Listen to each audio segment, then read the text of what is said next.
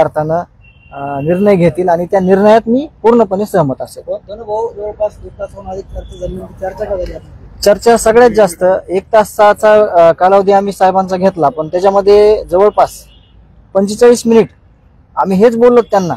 जे मध्ये झाले तेच तुम्हाला सांगतो का, कारण का तुमची मोठी ताकद आहे, त्याच्यामुळे मला तुमच्यावर विश्वास आहे, नवनीत साहेबांवर विश्वास आहे. आमची 45 मिनिट चर्चा ही झाली की या केज पोलीस स्टेशन अंतर्गत ज्या घटना घडण्याच्या अगोदर 6 तारखेला घटना घडली त्या दिवशी काय काय पोलीस स्टेशननी करायला पाहिजे होतं, जे काही केलं नाही, कशामुळे हत्या झाली, काय या लोकांनी आम्हाला विरोधाभासातली दिशा सांगितली, काय या लोकांनी आम्हाला त्यांचे लोकेशन सांगितले नाहीत आणि आमच्या भावाची हत्या झाली. तर हे सगळं वाचू शकलं असतं. असं तोंडी सगळ्यांनी मान्य केलं की हे असं केलं असतं तर ह्या खून झाला नसता. कारण का मी आरोपीवर विश्वास ठेवला नसता. पण ज्यावेळेस PSI साहेब ज्यावेळेस सांगतात की तुमचा भाऊ 15 मिनिटात घरी येईल, तुमचा भाऊ 20 मिनिटात घरी येईल, त्यांच्यावर मला विश्वास ठेवणं बंधनकारक होतं. मला त्यांच्यावर विश्वास होता, कायद्यावर विश्वास होता. परंतु त्यांना जो घात केलेला आहे या सगळ्या विषयावर आमची 45 मिनिट चर्चा चालली आणि माझं त्याच्यातून समाधान एक झालं की मला सगळं सविस्तर मांडणी करण्यासाठी त्यांनी मला 2 दिवसाचा वेळ दिलाय.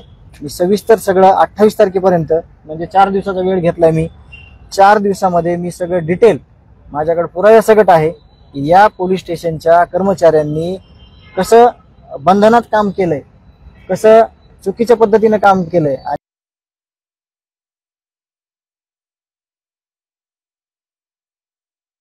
आणि यांच्या आरोपी सोबत कसे संबंध असायचे ते तुम्ही 29/11च्या CCTV वरून बघितलेलेच आहेत. परंतु अजून काही ऑफलाईन आणि अजून काही जे आम्ही तुम्हाला प्रसार माध्यमांना पण देऊ शकलो नाहीत किंवा आम्ही त्यांना पण अजून दिले नाहीत, असे भरपूर पुरावे आमच्याकडे आहेत.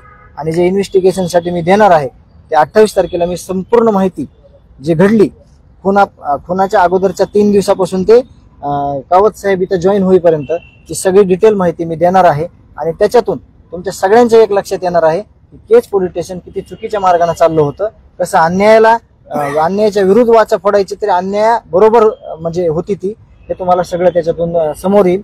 यावर आमची जास्त चर्चा झाली. संध्याकाळी 8 वाजता साधारणतः आम्ही बैठक घेऊ त्या दिवसासारखी आणि त्याच्यातून आम्ही स्पष्टीकरण देऊ की पुढे उद्या आम्हाला काय करायचं. सकारात्मक चर्चेचा भाग तुम्हाला सांगतो. अगोदर जे काही आपल्या बीड जिल्ह्यामध्ये गुन्हेगारी असेल कुठल्याही प्रकारची आणि आत्ताची परिस्थिती तुम्हाला सांगायला गेलो तर मला तो अधिकार आहे का नाही मला माहित नाही, पण मी तुम्हाला सांगतो, तुम्हाला ही गोष्ट माहित असावी. जे काही 1 वर्षातलं काम होतं या बीड SP साहेबांचं ते त्यांनी ह्या 2 महिन्याच्या कालावधीमध्ये पूर्ण केले. मग ते गुन्हेगारी असेल म्हणजे काही अवैध धंदे असतील त्याच्यातलं, म्हणजे मला हा सांगायचा अधिकार आहे का नाही माहित नाही, पण आमची जी चर्चा झाली त्यांच्यासोबत लास्ट मोमेंट पर्यंत त्यावर मी तुम्हाला सांगतोय. आणि एकदम चांगल्या पद्धतीने साहेबांचं काम चालू आहे आणि हीच चर्चा आमची झाली आमच्या प्रकरणावर. सगळं लेखी स्वरूपात 28 तारखेला आम्ही त्यांना देतोय. कारण का तोंडी अजून 2 तास बी चर्चा झाली आणि जर काही ते पेपरवर नाही आलं तर ह्याच्यातनं आपलं काही साध्य होत नाही. त्याच्यामुळे आपण ऑफिशियली जे काही आपल्याला इन्व्हेस्टिगेशन द्यायच्यात, जे आपल्याला इन्व्हेस्टिगेशनसाठी जे माहिती द्यायची ते आपण देणार आहोत. आंदोलनावर आतापर्यंत ठाम आहे, पण मी गावकऱ्यांच्या पुढे जाणार नाही. जे गावकरी जे निर्णय घेतील, जे गावकऱ्यांना पण रिक्वेस्ट केलेली आहे पोलीस आपल्या SP साहेबांनी, तर त्या रिक्वेस्टनुसार गावकरी सगळा विचार करतील. मग मी असणार आहे त्या मिटिंगला, आम्ही सगळे मिटिंग घेऊ आणि ह्याच्यातनं काय होऊ शकतंय आणि काय करायचंय यावर चर्चा होईल आणि पुढची दिशा ठरेल. मला असं वाटतंय की 28 तारीखपर्यंत तुम्ही जे पुरावे देणार आहे त्यानंतर पुन्हा जर नाही मान्य केलं तर आंदोलन करावं? नाही, ते पुरावे असे आहेत ना की तुम्हाला नाही मान्य करायची वेळ आली तरी मान्य करावं लागतं. कारण का तुम्ही CCTV आहे, त्याचा DVR तुम्ही घेतलाय. आम्ही पुरावे आमच्याकडे ठेवत नाही, मी माझ्याकडे पुरावे ठेवत नव्हतो. हे काम होतं स्थानिक गुन्हे शाखेचं DYSP साहेबाचं, ऍडिशनल DYSP मॅडमचं. पण ह्यांनी कुठलीही माहिती न दिल्यामुळं हे मला द्यायची आणि मी भांडलोच नसतो ना. मी माझी एनर्जी कशासाठी वेस्ट करू.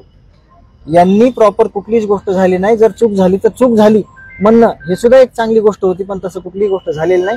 म्हणून मी प्रामुख्याने ही सगळी माहिती तुम्हाला 28 तारखेला देणार आहे इथंच साहेबांजवळ किंवा साहेब जिथं म्हणतील तिथं. आणि त्याच्यातनं खूप मोठ्या गोष्टीचा छडा लागणार आहे आणि सगळी माहिती समोर येणार. 28 तारखेला तुम्ही पुरावे देताय, मात्र याच्या अगोदर देखील त्याच्या अगोदर काही पोलीस अधिकारी असतील किंवा आरोपी असतील सोबत आले होते, CCTV समोर आले, काही फार देखील CCTV समोर आले, याच्यावरती काही कारवाई करण्यात आली का? 28 तारखेला कारवाई होईल का नक्की? त्याची इन्व्हेस्टिगेशन CID SIT मार्फत चालू आहे. आणि आपली जी आता चर्चा झालेली आहे जास्त वेळ ती SP साहेबांसोबत, ज्यांच्याकडे हा तपास नाहीये, तपास आहे SCID आणि SIT कडे.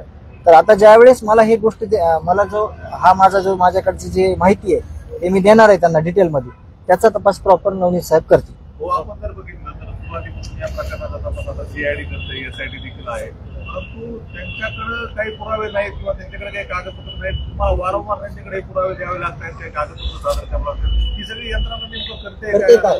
तेच तुम्हाला सांगतोय. 28 तारखेला ज्यावेळेस मी सगळी माहिती देईन ना, तर ते कुठल्याच पेपरमध्ये कुठल्याच इन्व्हेस्टिगेशन मध्ये आलेली नाही. मी तुम्हाला एक गोष्ट जाणवत असेल प्रामुख्यानं, की मी केज पोलीस स्टेशन पहिले 8 दिवस हे म्हणलेल्या गोष्टी तुम्हाला आठवत असतील. तर मला असं वाटत होतं की ह्या लोकांनी इन्व्हेस्टिगेशन केलंय आणि काय पाठवलंय वरी तर काहीच पाठवलं नाही. अजून काही गोष्टी आहेत 10% की मी तुम्हाला आत्ता नाही सांगू शकत, त्याचा म्हणजे तपासात अडथळा येऊ शकतो, म्हणून मी 10% गोष्टी माझ्याकडे ठेवत आहे माझ्या स्वतःच्या मनामध्ये. त्या देखील मी 28 तारखेला तुम्हाला सगळ्यांना सांगेल. आणि हे जे काही चुका घडलेल्या आहेत ते तुमच्या माध्यमातून तुम्ही सगळ्या समाजाला, सगळ्या आपल्या जिल्ह्याला दाखवून द्या की ह्या कशा प्रकारे चुका केल्या होत्या आणि आता त्याचा चुका कशा दुरुस्त केल्या. शेवटचा प्रश्न, उद्या तुम्ही आंदोलन करणार यावर सध्या तरी ठाम आहे? सध्या ठाम आहे. हा, बिलकुल. येस. उद्या आंदोलन करायचं ठरलं तर साधारणतः किती वाजता आंदोलन सगळे? सकाळी 8 वाजता आंदोलन चालू होईल.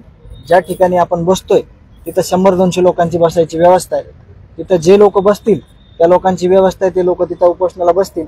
आणि याची रूपरेषा सगळी आज जर ठरलं, उद्या ठाम राहिलो तर आम्ही उद्या ठरलं आमचं संध्याकाळी आज, तर मग तुम्हाला मी संध्याकाळी ही सगळं डिटेल मी संध्याकाळी देईन. ABP माझा, उघडा डोळे बघा नीट.